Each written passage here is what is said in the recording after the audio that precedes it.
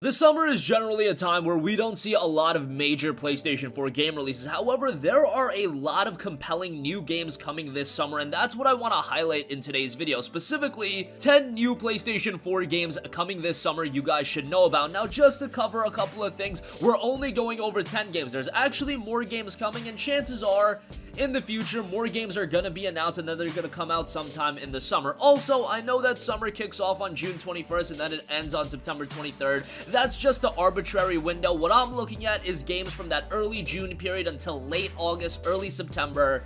A game like Borderlands 3, technically it's releasing in the summer period, but let's be real, September 13th, I consider that more so a fall game release, so I won't even be mentioning. But with that being said, let's get right into it. And kicking things off, The Elder Scrolls Online Elsewhere. The Elder Scrolls Online has become one of the best MMORPGs, and when you assess this game from where it was at launch and to what it's become now, it is pretty incredible, and it's one of the things that Bethesda has really gotten right this generation. The Elder Scrolls Online is just a very good game, and it's just made incredible strides since its original release, and now we have the latest expansion in Elsewhere, Dragon's Return to Tamriel in The Elder Scrolls Online Elsewhere, part of the Season of the Dragon year-long adventure. This will have you explore sun-blessed savannas and canyons, defend the Khajiit homeland, and command the merciless undead with the Necromancer class in this all-new chapter of the Elder Scrolls Online saga. If you've been invested into Elder Scrolls Online, this is just gonna add even more to your experience. If you've yet to get into ESO, man, you should at least give it a shot, especially if you enjoy the Elder Scrolls as an IP. There's so much lore to get into, and even if you're playing the game solo and just exploring the world and whatnot, there's actually a lot of fun to be had. Again, The Elder Scrolls Online Elsewhere drops June 4th. Next up, we have Warhammer Chaos Bane.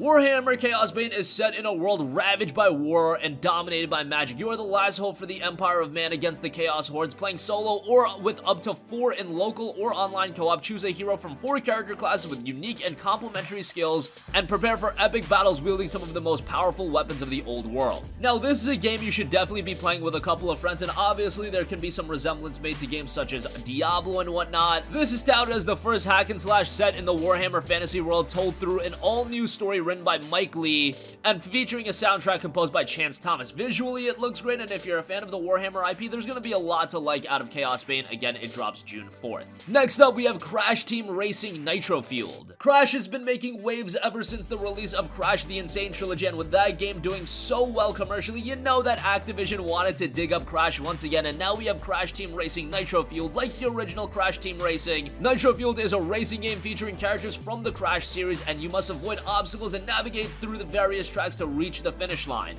You've got various power-ups scattered across the track to give yourself boosts or hinder your opponents, very similar to something like Mario Kart, but given that we don't have something like that on the PlayStation 4, having Crash Team Racing on the PS4 is gonna be great. And Nitro Fueled adds several new features not present in the original game, including online multiplayer, the ability to choose different cards which can be customized by the player, and you've also got substantial content from Crash Nitro Kart, the indirect sequel to CTR, including all of its characters, racetracks, battle arenas, and karts. Best of all, it's gonna come at the budget price point of $40, and it will be hitting the PlayStation 4 on June 21st. Next up, a game that I am so excited for, it is Judgment. Judgment is coming from the team that brought you the critically acclaimed Yakuza franchise, and now we have Judgment, a new IP, a gritty tale of disgraced attorney Takayuki Yagami in his quest for redemption. Haunted by his past, he takes up arms as a private detective, clawing his way through the underground crime network to investigate a string of grisly murderers. It's touted as a psychological thriller. The balance between justice and mercy teeters on the edge. It looks to have an incredibly mature story, and it was already released in Japan, received incredibly well over there.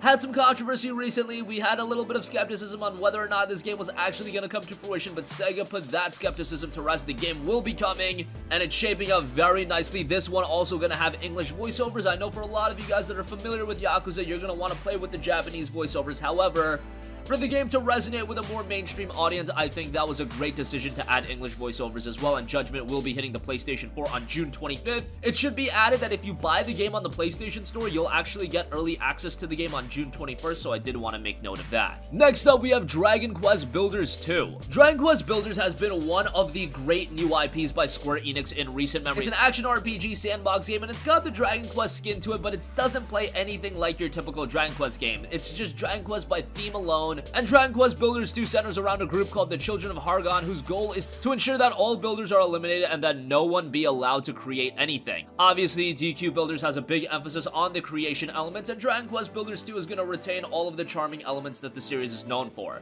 Dragon Quest Builders 2 hits the PlayStation 4 on July 12th. Here's another game that I am super stoked for, AI the Somnium Files. AI the Somnium Files is a mysterious adventure game, and it's done by Kotaro Uchikoshi, who also did work on the Zero Escape franchise, and if you guys played those games, you know how exhilarating, how engaging those games are from a storytelling standpoint. And AI Somnium Files looks to build upon the successes of those games, and it's actually split into two types of sections: investigation parts and Somnium parts. It additionally contains several optional side quests. The story progresses through branching paths leading to multiple different endings based on the choices that you're going to make throughout the game. You're only going to get the full view of the story when you play through each route, so expect a game with a lot of replay value as well. I really dig the presentation, the visual style, and expect it to be incredibly engaging from a storytelling standpoint given who it's coming from.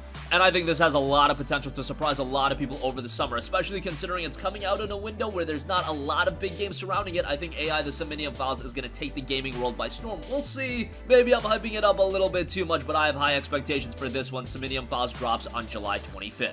Next up, we have Wolfenstein Youngblood, the standalone expansion to Wolfenstein 2 New Colossus. Wolfenstein Youngblood is the first modern co-op Wolfenstein adventure.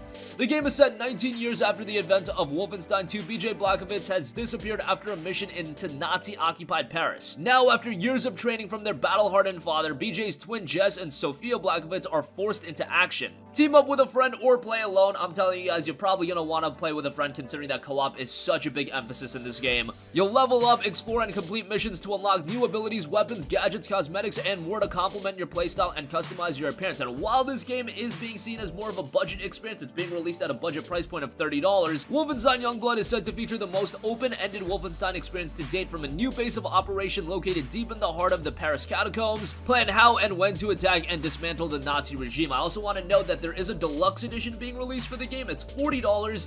But it also gets you a buddy pass where you can invite a friend to play with you and they don't have to own the game, so essentially you can get the game a little bit cheaper that way. Just wanted to make note of that. Wolfenstein Youngblood will be hitting the PS4 on July 26th. Next up, we have the latest entry in one of the most iconic franchises in gaming, and that is Shenmue 3. Shenmue is commonly known as one of the most ambitious game projects in history. Obviously, the original game released on the Dreamcast, and while it was critically acclaimed and it was one of the biggest games in history, it was also a massive financial undertaking. And while we did get the release of Shenmue 2, we never got to see the story of Shenmue play out until now. We have the release of Shenmue 3 announced all the way back in 2015. Shenmue is back, and you take control of Ryo Hazuki, a teenage martial artist determined to unravel the mystery behind his father's murderer and exact revenge on the killer. In Shenmue 3, you'll explore a vibrant, colorful open world, meet intriguing characters, and endeavor on a cinematic adventure which will take you further into enemy territory and deeper into the mystery of the Phoenix Mirror. Now, Shenmue is of course very story-driven, so if you've yet to play Shenmue, I would highly recommend you to check out the Shenmue 1 and 2 collection that's available on the PS4. That'll get you up to date with the story on Shenmue. Those games are a little bit dated, so bear that in mind. However, from a storytelling standpoint, they're still very good.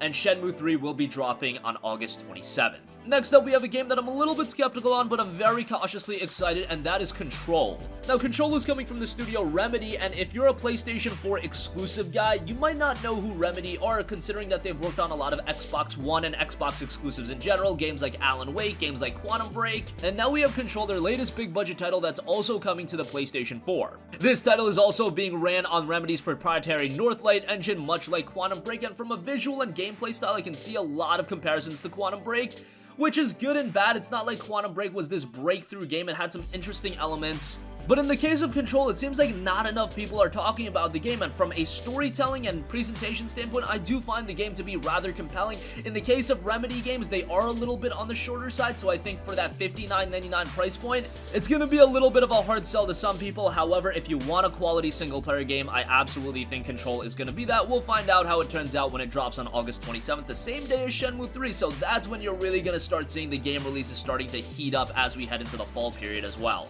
And lastly, I do want to give a mention to Catherine Full Body Edition. Catherine was one of the best games of last generation. I really don't think it's hyperbole in saying that. If it's not one of the best, if you don't want to consider it one of the best, at the very least, you have to say it's one of the unique. A mix between a visual novel dating sim with these puzzle mechanics. It was a very interesting game, an awesome presentation, and now we have the definitive version with Catherine Full Body Edition. Now, this isn't your typical remastering. This is adding a ton of new content, richer, more rounded, increasingly complex, the captivating tale of 2011's award-winning award-winning Catherine returns in Catherine Full Body. Now, the original game had 2 main girls you could go after, but this is adding a third, and it's adding a lot of refinements to the overall gameplay and presentation. So if you enjoyed the game on last generation platforms, this is going to be a sizable improvement. Now, it is going to be released at a $59.99 price point, so that's a little bit of a bummer, but still, given all the new content that they're adding, given that you're still getting the base game as well and all of that content that was offered, I don't think it's too big of an asking price. And of course, if you're a newcomer to Catherine, it's going to be worth it on that end, as long as you're a little bit more open to a game that's a little bit more on the zany side, a little bit more on the quirky side. Catherine definitely fills that void, and Catherine Full Body will be hitting the PlayStation 4 on September 3rd.